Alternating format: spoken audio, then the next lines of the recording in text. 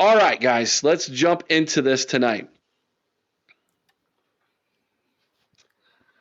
David Sanders is going to be going Rocky Top instead of being a Buckeye. Mello, you were there. We're going to give you the floor first. Tell us about your experience, what happened, the feeling in the room, etc. We want to hear from you. So obviously I have egg on my face. I picked David Sanders to come when me and Dev made our predictions on our first episode. Devin, you were right, so I salute you. I don't like that. However, Providence Day School, for one, is an awesome facility, awesome campus. It looks like a college campus. It's immaculate, and it probably costs close to $40,000 a year, if not more. They had food there, so that was cool. The part that wasn't cool is when I was sitting down behind his grandmother and the volleyball coach of his sister and the track coach.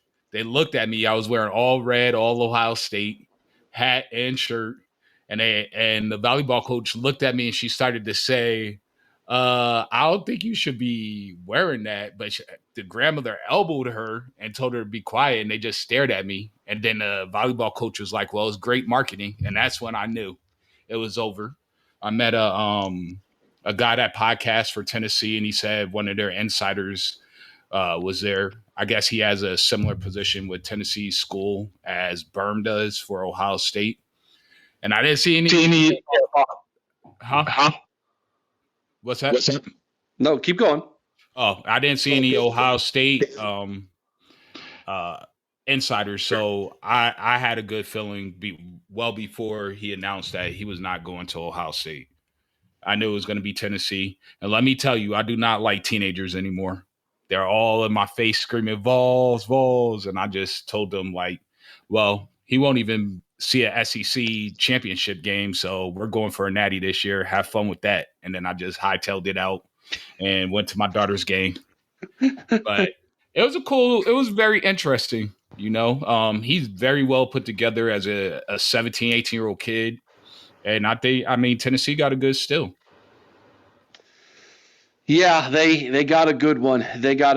And so I'm going to kick it over to Devin next. Devin, you were on Juck on the Buckeyes yesterday, and Juck on Bucks, and got to I guess see it in real time as well while podcasting.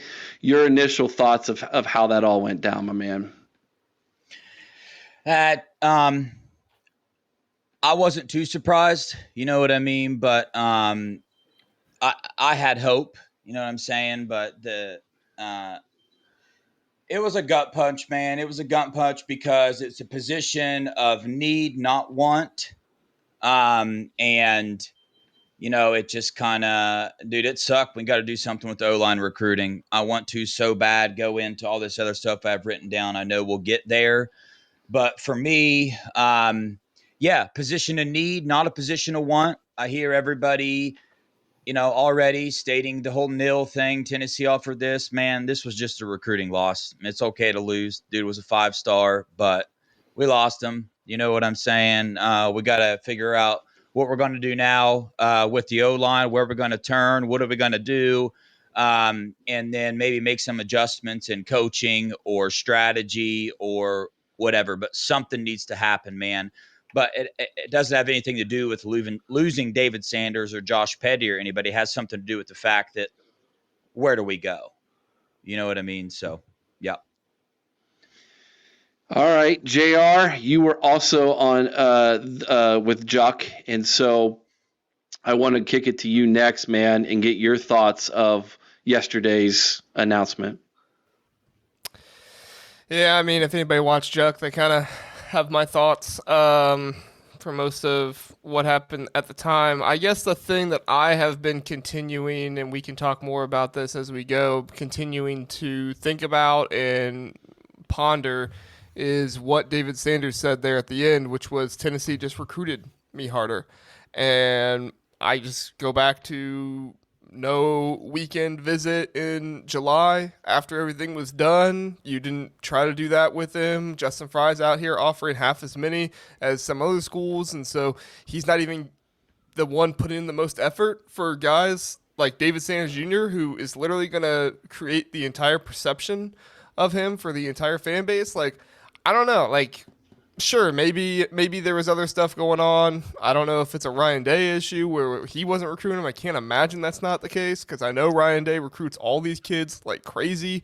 But at the end of the day, I mean, if he's not going to be trying as hard when he's offering less guys than all these other people, like, there's no excuses. You can't continue to keep somebody on staff who is not able to recruit, especially one of the most important positions, to get numbers on. It doesn't necessarily have to be 5 stars. We've all heard the stories of how many 3 stars get drafted and stuff like that. It doesn't always have to be 5 stars, but you have to get numbers, and it's quite obvious Justin Frye is unable to do that. All right. The scowl on your face, Chris. There's a song that my first wife used to like to sing to me. You say it best when you say nothing at all. Jesus. The scowl on your face, Chris, right now says it all, man. All right. Go for it. This is what happens when you've got a coach who leaves his recruiting to a former player instead of doing his job. This guy is a joke. JR and I have been saying this since the Missouri game. This guy needed to be ousted. He should have been the first coach replaced. He is ridiculous. The guy cannot close. We haven't seen him do anything as far as development goes. And I mean, let's face it, we've lost now Sanders. We lost out on help me out, the kid that went to Georgia Tech, Petty. Joshua Perry. Perry. Thank you. This guy misses and misses and misses. And, I'm surprised he's landing our in-state guys. He can't land an out-of-state guy to save his life. The only reason he's getting any recruits at all is because his in-state guys are committing, and they would have committed 90% of the time anyhow because they're Ohio guys who want to play at Ohio State. The guy's a joke. He's got to go. And I don't know what it's going to take for Ryan Day to see this and make the move. I don't know if Chip Kelly needs to stick a foot up his backside and say, hey, Ryan, this guy's not doing the job. You got to make him go. This guy needs to be relegated to, well, first of all, he needs to be relegated to unemployment.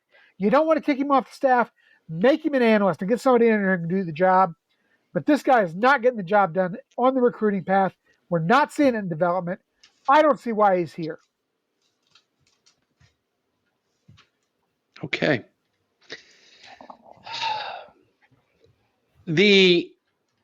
Listen, let me go way back in the time. Let's get into DeLorean and go back a little ways. There was a time when this podcast first started many, many years ago. I met Coach Stud personally, had a conversation with him, had a great conversation. It was at an Ohio State ice hockey game. He was sitting right in front of us with his family, and I remember him talking to me, and it was a great conversation about offensive line recruiting and development and just coaching offensive line and what it's like. And the comment that came away with me, he said, you have to be willing to evaluate everyone and not listen to the so-called experts when it comes to offensive linemen. And I thought that always stuck with me. Because, yeah, he would go after 5 stars, and he landed some of them.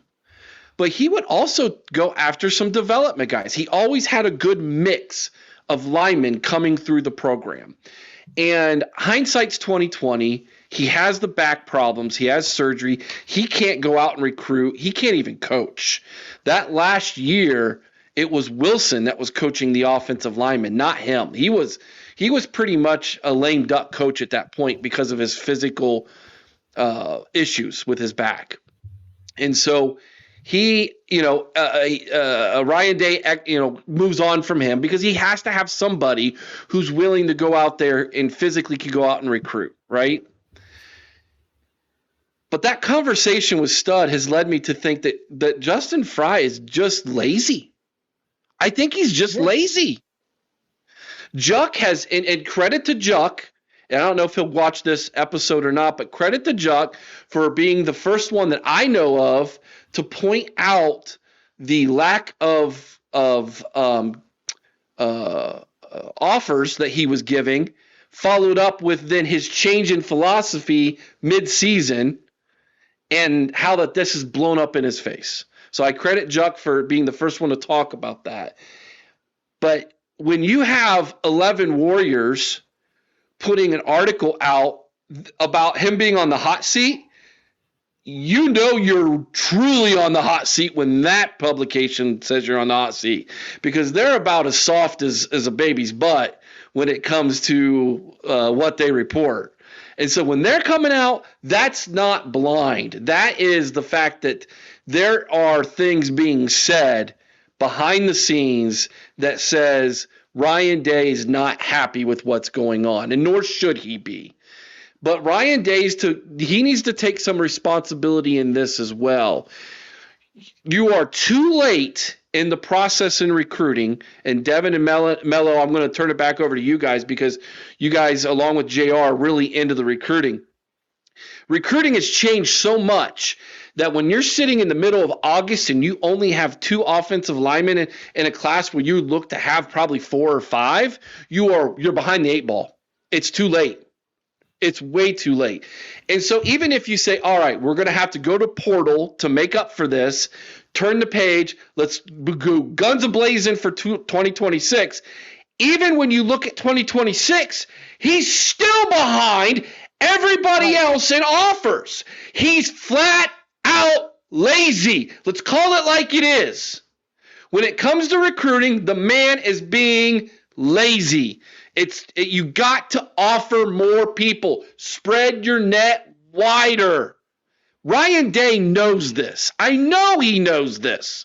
He needs to put his foot down and say, you either offer more people or you're out of here, and or it's time to move on.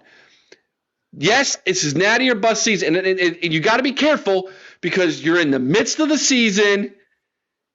And you don't want to pull the rug out from under the guy, and then it blows up in your face right when the season gets started with your offensive line. So I know he's probably trying to do a juggle act right now. And if you asked him man to man, if he was completely honest, he would probably say, I have to be careful here because that's the position coach for the offensive line, and we're going to need them to perform at a top level in 2024 if we're going to win a national championship. But don't be surprised, even if we win it all this year, following that national championship, there's a change at offensive line. It's got to happen.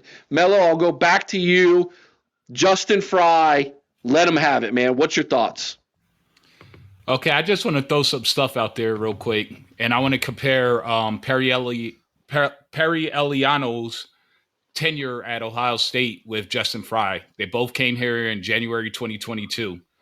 The first year that they were here, Perry Eliano offered 13 kids, 2 committed, which was Sonny Styles and Kai Stokes, for a hit rate of 15.3%. That same year, Justin Frye offered 20, 4 committed, Tegra, Fitzpatrick, Avery Henry, who's now medically retired. He had a bout with cancer, and I wish the best for him. Carson Hensman, which was a hit rate of 19%. 23 class.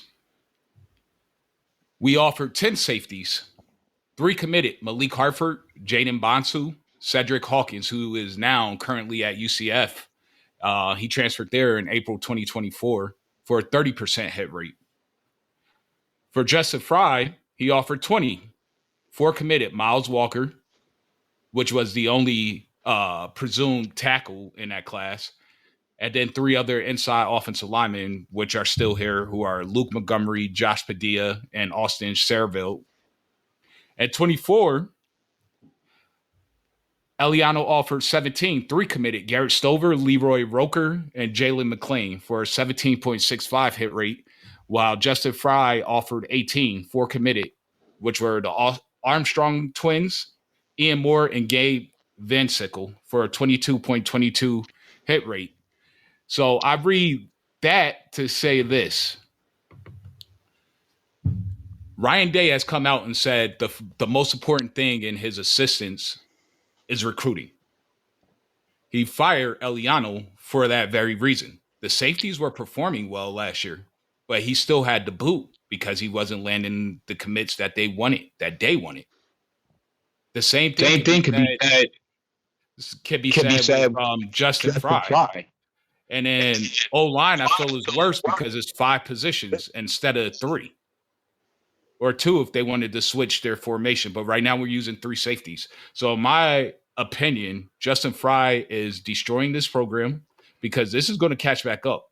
Those 2026, they're just sitting here thinking that they're just going to automatically commit to Ohio State as soon as we send out the offer.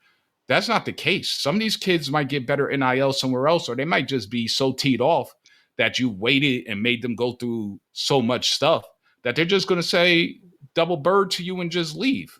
Mm-hmm. And then what are you going to do with the amount of offers that are out? When I told the Tennessee podcaster about us only having 2 O-linemen in the class, he laughed. Flat out just laughed like, whoa, that's bad. That's exactly what he said. I was like, I know, you telling me? So for me, I think it's time for a change. You let him play out this season and you could demote him to assistant and let's go find a coach that could recruit because he is very good at developing. So I'm not going to take that away from him, but the lifeblood is recruiting.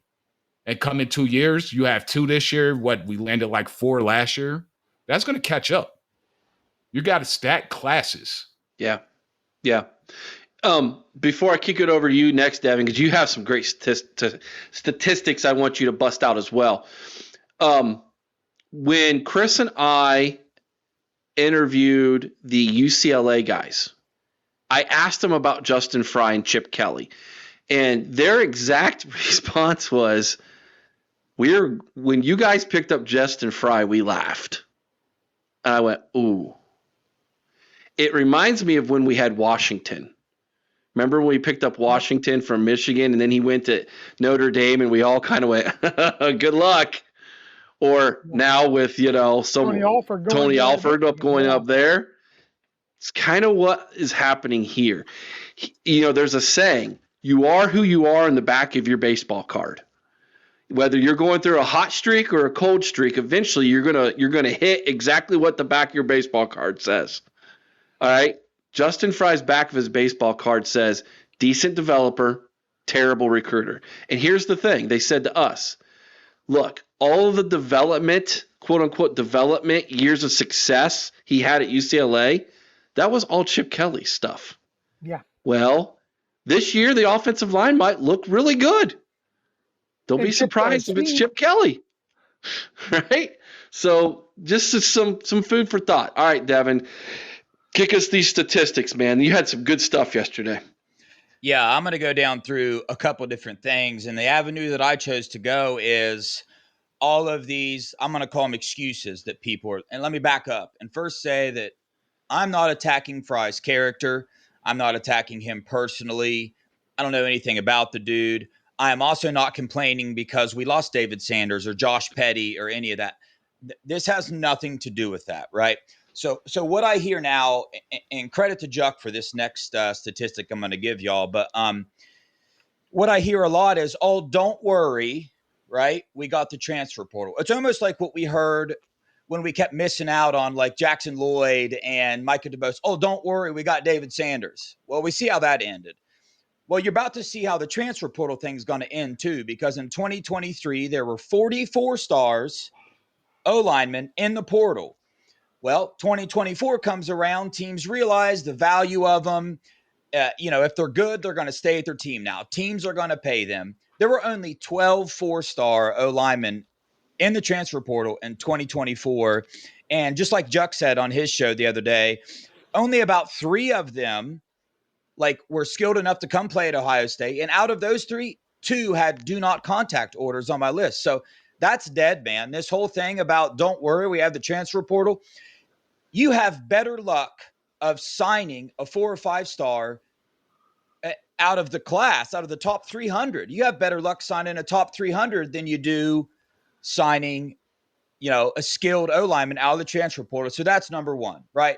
Then number 2, Let's hit development, right? For me, I hear a lot of people talking about Justin Frye's development. For me, this year's the year where we'll actually see that. I'm not sure there's much to say about his development now until we see what he did, right?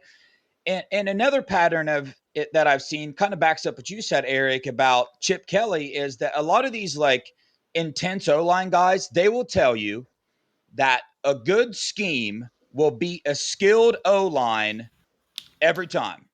The scheme will determine how the O-line plays. So that's one part of that. And then the same thing what Mello brought up there. Eliano got fired for recruiting, right? So, I mean, how are we going to say that Frye doesn't deserve that same treatment of being fired if Eliano got fired? And I thought the safeties played good. You know what I mean? So there's the even if Frye's developing well, Eliano was developing good. He got let go. And not only that, are all these recruits not seeing this good development that Frye has? If he's developing so good, you would think that some of these recruits are seeing him. And the last point on the development thing, the NCAA changed the rule now, man. So unless I'm missing something, you can bring in several people to develop. There's only one coach on the O-line that can recruit, that can leave the school, go out on the road and recruit.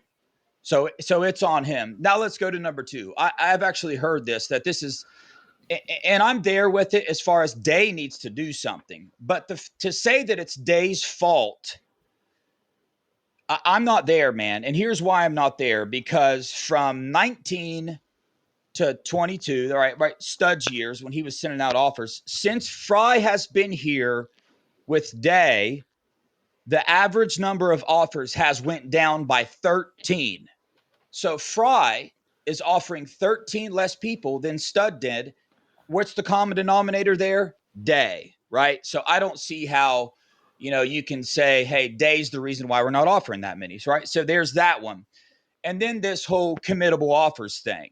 Like when we compare the 2026 class to Ohio State 16 and Alabama 30-something, Georgia. Well, I took 15 random teams in 2026. And out of those 15 teams that I took, the next closest offer for the O-line was 26, 10 away from us. Now, I did go back in there and I did a little bit more than 15. There's a couple teams with 20 and stuff like that.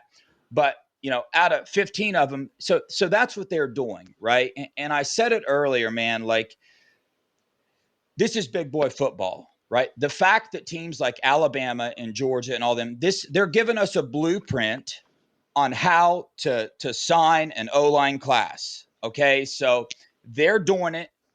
They're doing it. It's working fine. This day and age, recruiting is different, man, right? So I'll just straight up tell you that when you don't offer, especially an Ohio lineman, but when you don't offer a recruit and another team offers him first, what team do you think that kid's going to pay more attention to? That should be common sense to me, right? But so you go to the Adam Guthrie thing, right? Texas just offered him. I said it on Juck, so I'll say it again. We're officially late, right? Recruiting has changed. That goes right into the Ohio lineman offers, right? This statistic made me want to throw up when I saw it on another show today. Somebody put it in the chats. I went back to look, and I'm like, dude, this is crazy. But since 2012, that team up north has put 5 Ohio linemen in the NFL that did not have Ohio State offers, right? Ohio State has put 3 Ohio linemen in the NFL since then. So, dude, this whole thing about, and even the committable offer thing, let's go back to that, right? You say, Alabama, out of Georgia's 40 offers, they're going to take 20 of them. Well, dude, I went and I averaged all of Frye's offers, right? So out of Frye's 80 offers since he's been here, he's got 24 visits, right? So, and then out of those 24 visits, he's got 3 commits. So that's 3 for 80 on the offers for out-of-state commits. That is 3.7% success rate. Judging by that success rate, Frye would have to offer 80 people to be able to only sign 3 linemen, right? And I do want to go to one more thing that I've heard people bring up quite a bit, and that's, well, this is Ohio State. They don't offer, right, more than other teams. Or I've heard people say, well, what's the D-line doing? Well, I'll tell you what the D-line's doing, right? So the D-line consists of 4 players. It takes 4 players to fill the starting roster. That's 4 for 22. That's 18%, right?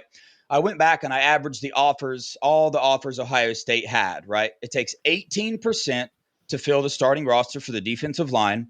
Out of all the Ohio State offers, 20% of the offers were from the D line. So out of that group, they are offering more than the percentage it takes to fill the starting roster. O line, it takes 23%, 5 out of 22, right?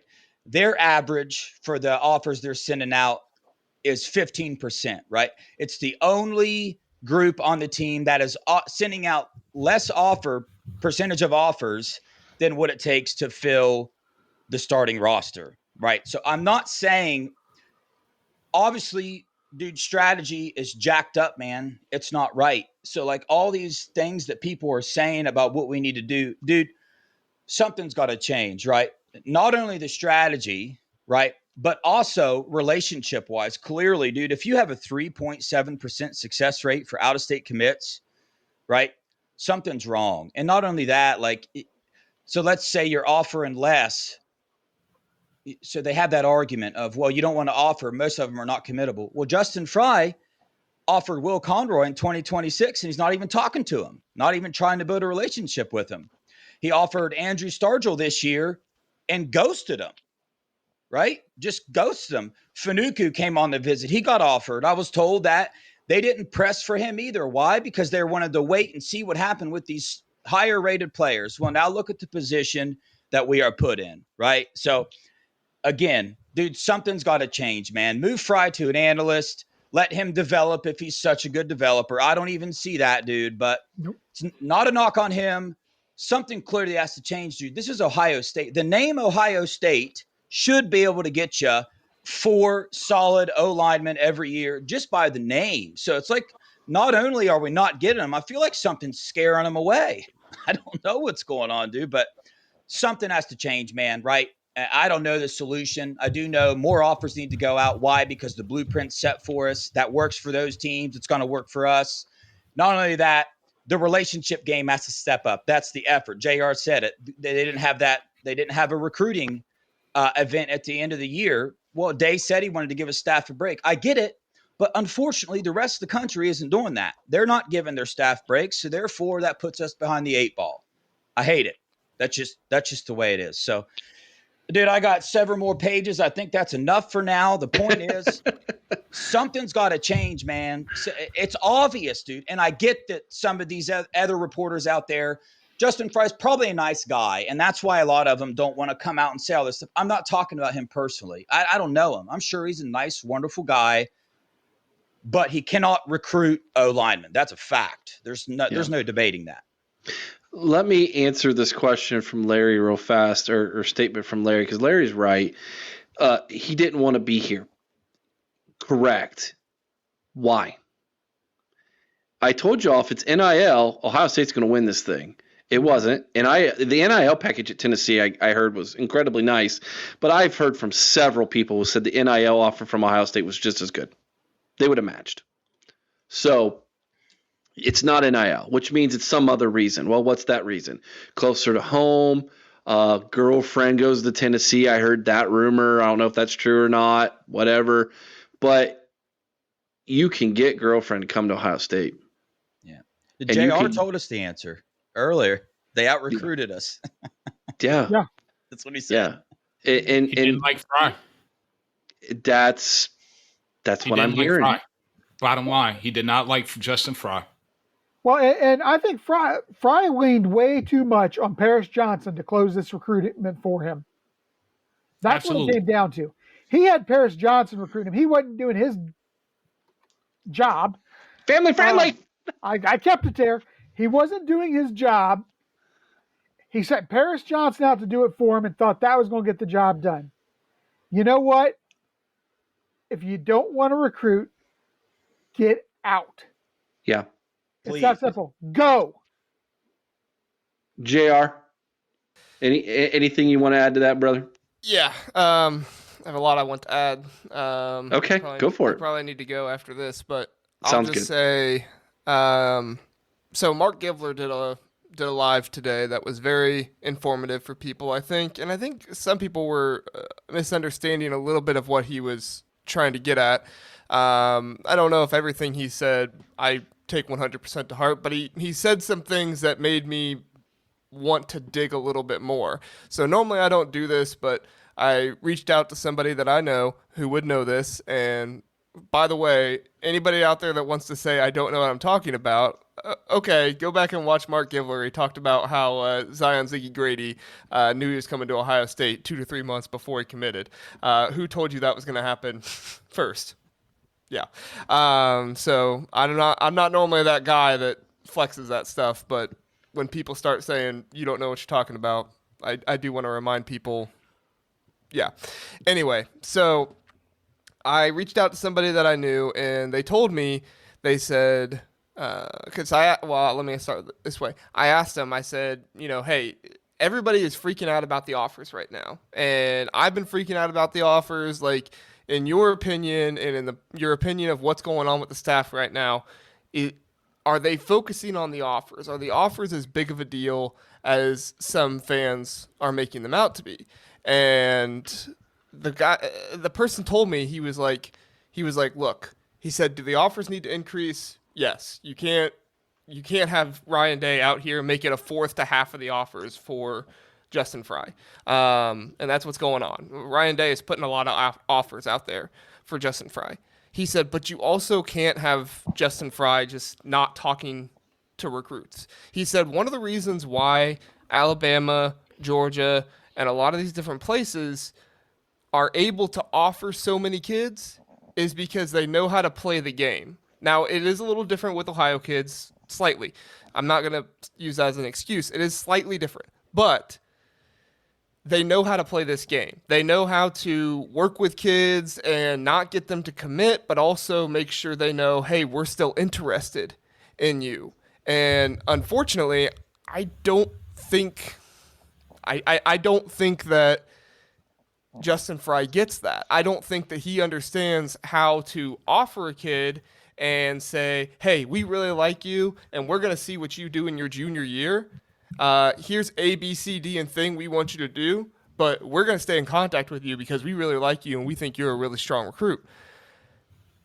And so that's one of the reasons why to them the offers aren't such a big deal, because even if they put an offer out there, it's not a guarantee that Justin Frye is going to stay in contact with that recruit. Like, they could have the offer and have the piece of paper that says, oh, I've been offered by Ohio State. But if you don't have the text message from Justin Frye saying, hey, how you doing today? How was practice today? And staying in contact with him, or he's not going to the school and reaching out to the coach and saying, hey, I can't text the kid right now, but I can go and meet with him in his office during study hall or something like that. Like, if he's not doing that, are the offers really the issue? Yes, offers are an issue. But are the offers really as big of an issue as maybe we think? Possibly not. Because at the end of the day, it's just the actual person putting out the offers. Like, we can say, and that's what I was saying like a week or two ago, was like, I'm still willing to give Justin Frye a chance if he just puts more offers out there. But after talking to my guy I know, he was like, look, even if Justin Frye puts the offers out there, is he going to get the guys? Because he went, and it's kind of like what Mark Givler was saying. He put out offers for 28 guys out of state and landed none of them. So if he puts out offers for more guys, is it a guarantee he lands them? Not a guarantee. He might. I mean, you put out an offer for Nolan Davenport, you probably do land him, but you put an offer out at this point, do you land him? I don't know. I mean, Nolan Davenport really, really wanted to come to Ohio State. Justin Frye said no. He said we need to see more. And Nolan Davenport didn't take that well. Now, I'm not talking directly to Nolan Davenport. That's what I heard, so I don't want to say, like, word for word, this is what Davenport said, but that's kind of the gist of it. So, like, what I'm trying to say here is, like, are the offers an issue? Yes. But let's not act like if Justin Frye just starts offering everybody, everything's going to be fixed. Because at the end of the day, Justin Frye still has to recruit them, and he's not a very good recruiter. So don't fall into this trap of if we just offer more players, everything is fine. We do need to offer more players, but we also probably need somebody else recruiting them. That was well said, JR. Couple things here, and then I know we got to take our commercial break, and JR's got to exit stage left. Busy man, always podcasting, always building brands. That's what JR does. Sean Rollins gifted 1 membership. Thank you, Sean, for doing that. And it went over to Bradley Dunkel. So welcome to the Pod Squad gang, Bradley. And then there was another question about where do I get a membership? It's really simple. You just go to our YouTube page and you hit join. There's a join button at the top. You'll see everybody's little pictures and icons. You hit join. It's only $3.99 a month. After you've been a member for a month, you will get a free membership t-shirt. I might have it here, actually. Right here. Get yourself a free OHIO podcast membership t-shirt after you've been a member for a month, and all other kinds of perks, dude. So all a bunch of great perks that you get, including our preview magazine sent right to your email if you like that as well. Which very, very proud of that thing. The thing looks amazing. Chris, you're still not smiling, man. I feel bad for Chris right now. Justin Frye has stolen my smile. Don't let him steal your. Hey, listen. It's gonna be all right, man. We need to kick this season off, so I've got a reason to smile. Because now, if I have to hear any more about Justin Frye's. Oh yeah, don't put it on Justin Fields. Okay, no, he's doing fine in Pittsburgh. I feel bad That's for the problem. You hit it on the head, Chris. Justin Frye. If I have to hear any more about his inability to recruit, and I'm just my head's gonna explode. That sucks. I wasn't done yet, dude. I mean, this guy makes me want to vomit every time I hear his name. Oh my gosh, I couldn't agree more with you, dude. Davenport and Stargell should both already be in this class. Oh, Yes. Absolutely. Amen. Absolutely. Yes, Stargell wanted to be in so bad. And he is nasty. Hey, Dan knows his stuff.